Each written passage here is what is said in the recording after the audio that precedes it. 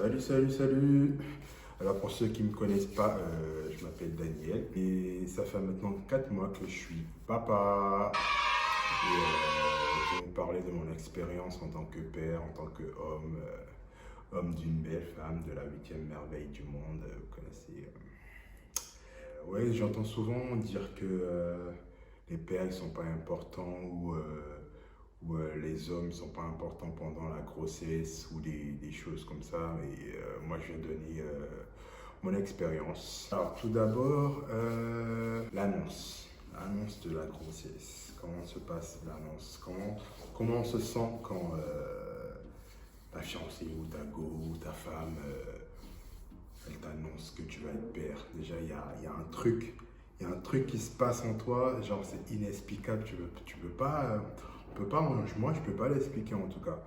Il faut le vivre une fois, genre il y a un truc qui se passe en toi, tu prends un coup de responsabilité, ouais, un coup de responsabilité, te dis il y a un petit toi, une petite toi qui arrive quoi.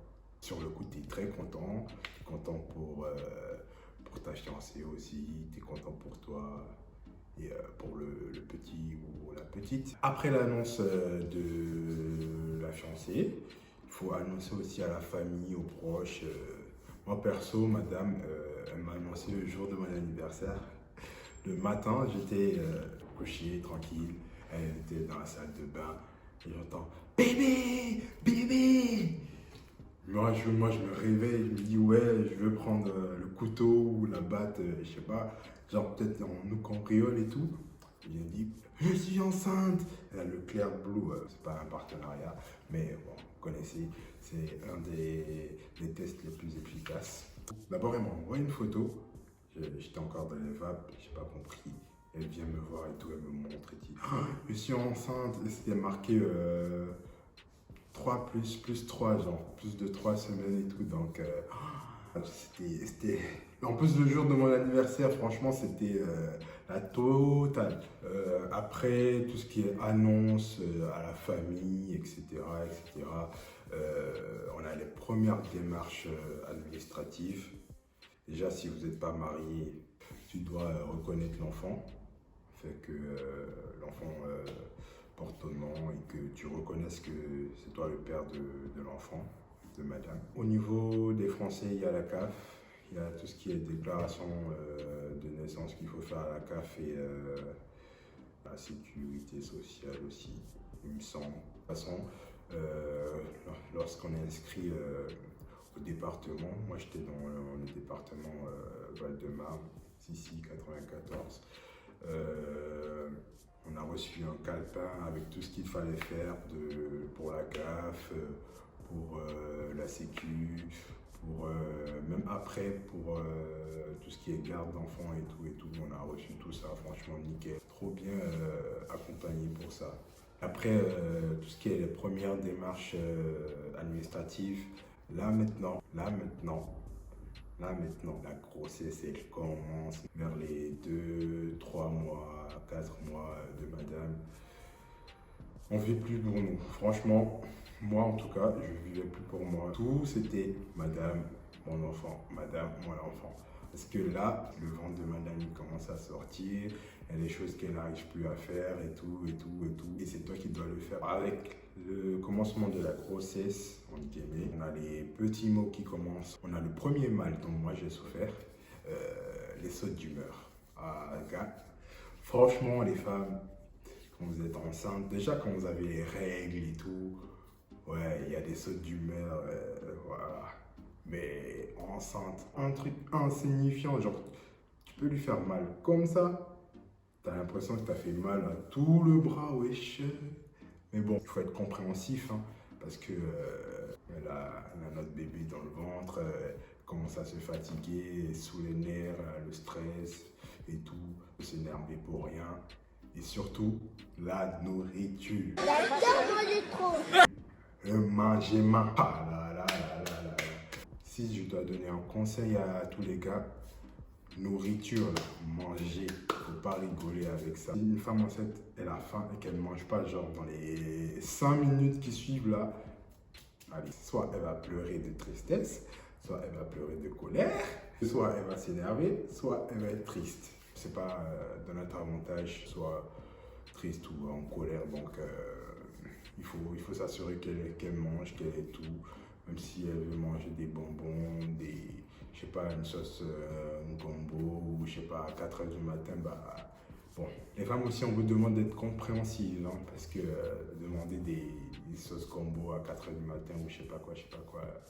Voilà. Après, tout ce qui est nourriture, on a la petite fatigue. Quand je dis petite fatigue, c'est les nausées, les vomissements, les maux de tête, les migraines, les articulations qui font mal. Une fois que madame est là, ça, là aussi on doit jouer notre rôle. Moi par exemple, je massais madame, il fallait lui préparer des bains, il faut la rassurer, il faut être là pour elle, aux petits soins, il faut être là pour elle et pour bébé. Là maintenant, il faut surveiller ce qu'elle mange, il faut s'assurer qu'elle ne fasse pas de mauvais mouvements, de faux pas et tout, qu'elle ne soulève pas des poids lourds, qu'elle fasse des exercices de grossesse, qu'elle prenne ses vitamines. Il y a des vitamines à prendre aussi pour elle et pour le bébé. Je me rappelle du magnésium, de l'acide folique. Madame, elle l'oubliait souvent, donc c'était moi qui faisais la police. Il fallait qu'elle prenne ses médocs, qu'elle mange équilibré. Bon, équilibré. Il faut accompagner madame à ses rendez-vous.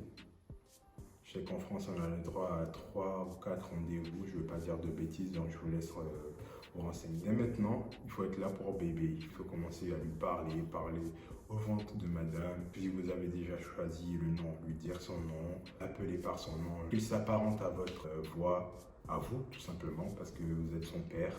Et un père, c'est important. Ensuite, une autre étape très importante, être l'homme de madame avant d'être le père de votre enfant. Toi et madame, vous avez été en couple avant qu'elle tombe enceinte. Donc, vous restez en couple. Il faut continuer à la date. Dire qu'elle est belle. Elle va commencer à avoir des vergetures ou le masque de grossesse. Enfin, chaque femme est différente. Il y a plusieurs signes, mais en tout cas, le corps de la femme change. Et même si le corps de la femme change, c'est ta femme et elle reste toujours belle, elle reste toujours ta femme. Il ne faut pas commencer à avoir des remarques, te maquille pas ou t'as pris du poids, bah, c'est normal, elle est enceinte en fait. Il faut sortir avec elle, vous sortez ensemble, le ciné, les restos, les pique-niques. Même si elle a du mal à respirer de temps en temps et qu'elle est vite fatiguée, il faut continuer les parties de crac-crac. Ouais, de temps en temps. Pas trop parce que à skip, il faut pas toucher la tête.